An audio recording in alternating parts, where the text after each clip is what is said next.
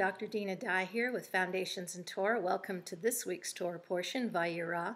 And again, we're looking at the Torah portions from the perspective of the Brit Chadasha, the New Testament, and in this case, the Gospel of Luke.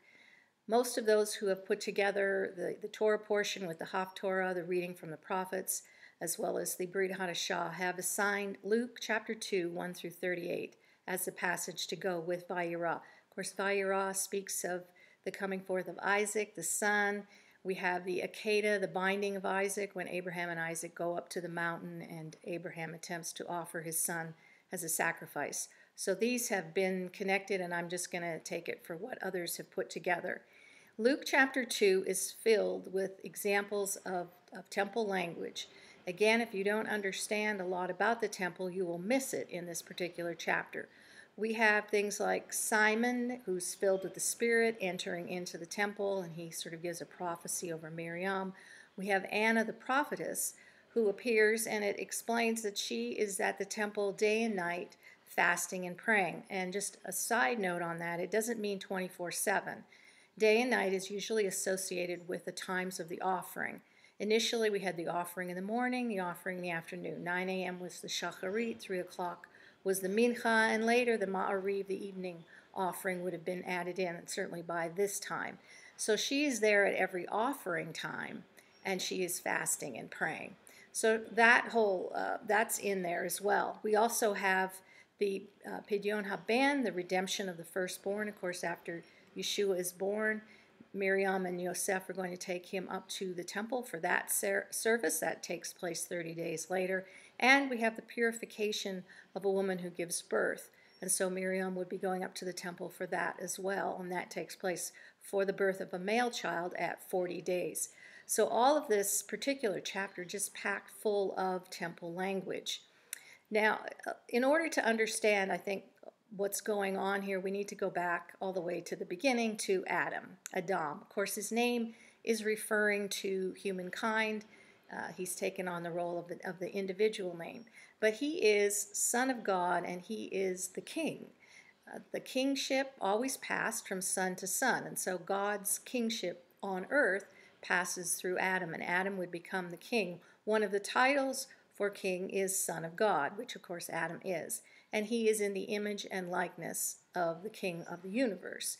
So the story in the Bible really is the story of the kingship of the kingdom that begins with Adam and ends with Yeshua the Messiah all the way in the book of Revelation. Adam again representing mankind in the role as king and high priest. Now, you know, the high priest was the representative of all of the community of Israel. And so Adam is a representative in much the same way over all of mankind. I think, and this is just my opinion, that, of course, Adam, in his role in the garden to serve and guard the garden, to take rulership, to rule and reign over the animal kingdom, etc., the garden represents the temple pattern, and I believe that Adam represents someone functioning within the context of the temple. I believe there was life outside the camp going on while Adam is in the camp with Chava, ruling and reigning over the rest of the earth. So the Bible is dealing with, the Bible's not really dealing with the camp, the world outside the camp. The Bible is dealing with the house, the temple, and the folks who are involved inside the camp. So the focus of the Bible is on the king and the kingdom. The temple also, when it talks about in the midst of the garden, is referring to that special place, the Holy of Holies, where the high priest enters in. Of course, Adam went into the Holy of Holies, where there were two trees, the tree of the knowledge of good and evil and the tree of life. And so he was serving in his role as high priest in the midst of the garden. So just kind of plant that in your mind as we go through this. So everything in the Bible is about the kingly line. The kingly line, called the sons of God, passed from Adam down to his son Seth, or Shet, and from him we have the 10 generations all the way to Noah. Of course, Noah builds the ark, which is a temple pattern. He is on the ark with his 3 sons and their wives, and when they exit the ark, the kingship is passed on through his son Shem. And so from Shem we end up we go to Abraham. Shem is an ancestor of Abraham, Avraham, Yitzchak, and Yaakov. We have the patriarchs all representing the line of the kings, because we know in Matthew chapter 1 it tells us that it's Joseph's line. Joseph is the father of Yeshua, and it is the kingly line that goes back through Solomon to David, but it starts with Abraham. Again, the message of the Bible is a focus on the camp, those that are inside the camp, the rulership and leadership inside the camp. It is not concerned with the world outside the camp.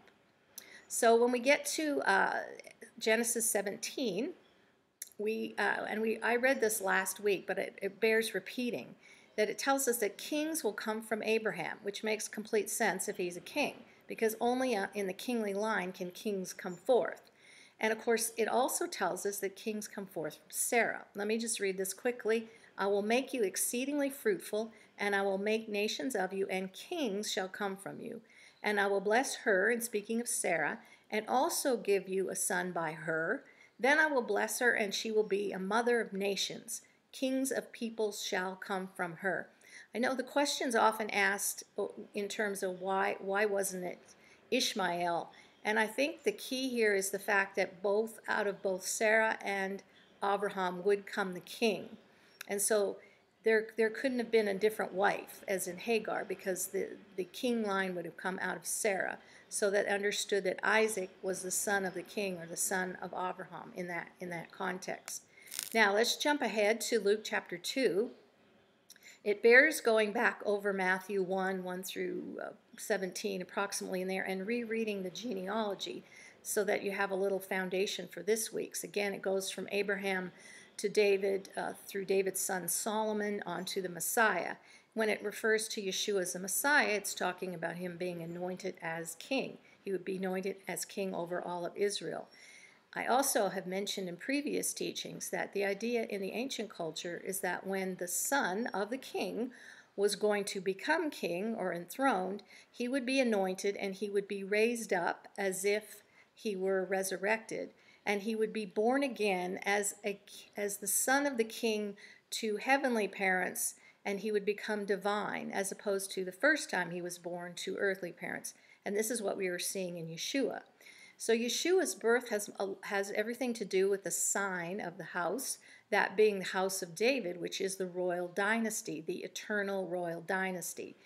And so Luke 1 in particular, I think it's verse 31, I could be wrong, but it says 131, that's the chapter previous. Talking to Miriam, it says, "Behold, you'll become pregnant and give birth to a son, and you shall call his name Yeshua. He will be great and will be called Ben Elyon, which is a son of God," which is a title for a king. All the kings of Israel, in particular the kings of Judah, were called son of God. So this is the message here. We're singing king message. It says, Adonai Elohim will give him the throne of David, his father, and he will reign over the house of Jacob for all eternity. Again, this goes all the way back to back to Adam, but in particular here back to the patriarchs, and of course Jacob, the house of Israel. Again, the message of the Bible is that kings, it is a focus, a zeroing in on the kingship, that line, that family, and it's not so concerned about what's going on with mankind outside that family. So as we see the shepherds in the fields watching their flocks by night, shepherds typically represented rulers and leaders in the Bible, especially in the apocalyptic literature, rulers, leaders, and priests in the ancient world. And tucked away in there, it says that this will be a sign, an oath to you, and I'll get to the sign in just a second, but that a Savior will be born in the city of David, and it will be the Messiah, the Anointed One. Again, this is kingship language.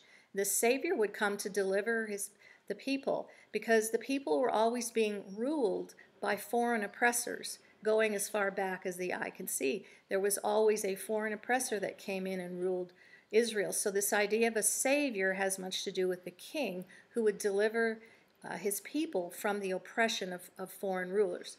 Of course, we find Miriam and Yosef in Bethlehem, which means house of bread, possibly referring or connecting to the house of the bread of the presence in the holy place, The shulchan lepen hapanim was the bread that sat on the table inside the holy place.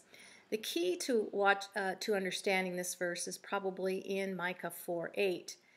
And this is where it says, "But you, O watchtower of the flock." Now, when you see watchtower, the idiom being expressed here is the Holy of Holies. So the watchtower in the vineyard was represented the Holy of Holies. And here we have the watchtower in the field where the shepherds are.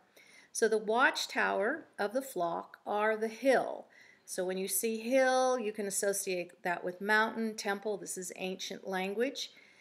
Hill of the daughter of Zion. This is a direct reference to the temple itself.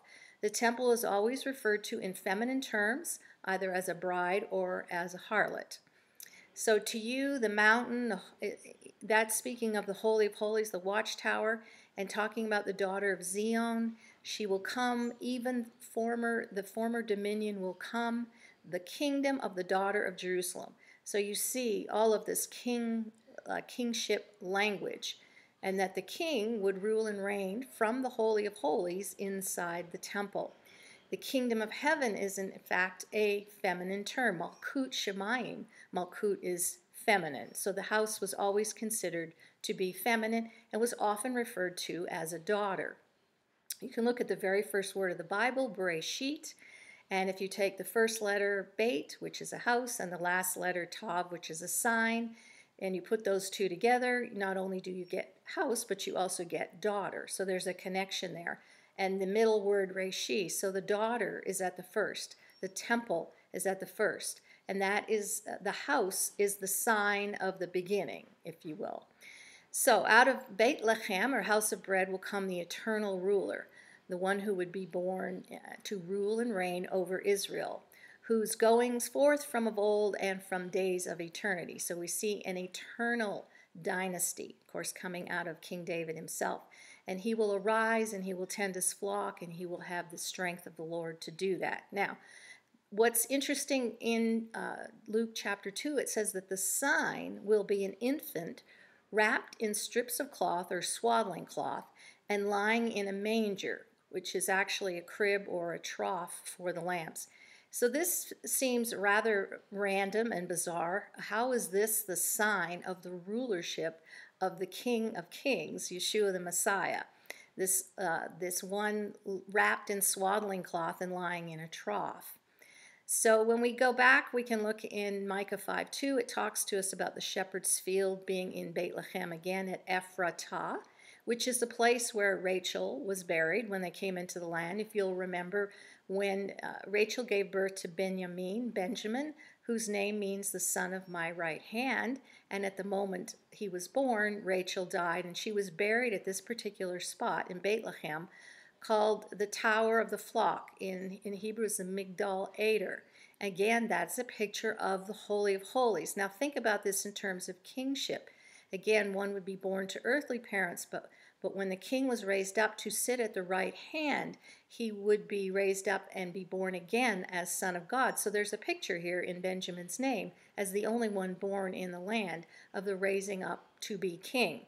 Now, we find in this chapter that it's lambing season. The sheep would be brought to the place called the Tower of the Flock, Migdal Eder, from the fields. The fields, again, are in Beit Lechem. There, the fields outside Beit Lechem are the fields where the shepherds, priests, were responsible for raising the lambs and the animals that would be slaughtered as offerings in the temple. So the lambs were kept here, in particular, for the temple services. And you can read that in Baba Kama from the Talmud 80a. The tower was two-story, which I find very interesting because as speaking of the tower being this picture of the Holy of Holies, you'll remember King Joash. He was hidden in the house upstairs in the attic. And that picture, again, is of the Holy of Holies, that King Joash was hidden away in the attic of the Holy of Holies for those 6 years going into 7 when he was when King Athaliah was out to murder him. So the Holy of Holies actually had an attic to it, and it was 2 stories. So the lower level of the 2 stories was the birthing room, for the lambs. Now think about that as well, because when a king was going to be raised up, he entered into the Holy of Holies, and this was true for all of the ancient world. They would enter into the inner sanctum. They would be born again. So we have this idea on the first floor, the Holy of Holies, where the lamb would be born again and raised up as king, kind of in this imagery. This is, again, pattern of the Holy of Holies. So the priests, shepherds, were ones to make sure everything, the birthing took place properly, that the environment was ceremonially clean. Some priests would watch from the tower up above as the shepherds below would bring in the pregnant sheep from the field to that bottom floor. And again, that's the place where the sheep would give birth. Now, after the lamb was born, they would place the lamb in a depression that was in the rock, in the limestone rock. And that depression in the rock was called, with the Greek, we have manger and crib. And so that the lamb was placed in there, and then it was, all the newborn lambs were wrapped with swaddling cloths. Now, all newborn babies were, we understand that. But the newborn lambs were wrapped tightly with the swaddling cloth of the undergarments of the priests. Now, you may know that the swaddling cloths were also used for the wicks, the 4 posts in the women's court at Sukkot, the vats that were placed up on top. There were wicks inside those vats, and they would pour the oil in. So those wicks were the undergarments of the priests, as well as the wicks that were used for the menorah, the 7-branch menorah in the holy place. Those wicks also were made from the undergarments of the priest. And of course, we know Yeshua has said on numerous occasions how he is the light of the world. So that kind of ties back to that. So again, these newborn lambs are wrapped. One of the reasons they are is so they don't thrash about, and it keeps them calm. And so the swaddling cloths basically subdued the rams. In a sense, they've been bound, and they would be bound and wrapped up for inspection, so that they wouldn't, there would be no blemish that would come upon them. It is interesting when we're reading in Genesis 22, the Akedah, which is the binding of Isaac, a picture again as of the lamb. And of course, he would be put on the altar, and as a picture of the lambs being slaughtered. And Abraham representing his father, the king. And so Isaac would be raised up to be king as well. So the kingly line just moves then from Adam through Noah to Abraham, from Abraham all the way down to King David, and from King David on down to Yeshua the Messiah. And so you see how these things connect. And so again, as I'm going through this, I'm trying to emphasize the key here, that the story of the Bible has to do with the king over all of Israel and the different forms that takes, but that it is a message of the king and the kingdom. It is a laser-like focus on the camp of Israel and not on the camp outside of the temple, however you want to look at that. And so we see this king line being raised up. So again, even in this passage in Luke. And so I think it's a good remembrance for us. Sometimes we forget. We don't think about the kingship. We don't think about how important it is to come into his presence. We don't think about the protocol that's required to come into the presence of the king. We don't often act like we have a king when we're walking out in the world and we're living out our faith. We act just like the world in a lot of instances. So hopefully with these teachings we'll get back to that understanding and focus this year as we go through the Torah portions, that he truly is the King of Kings and the Lord of Lords who sits at the right hand of the Father. So we'll see you next time. Shalom.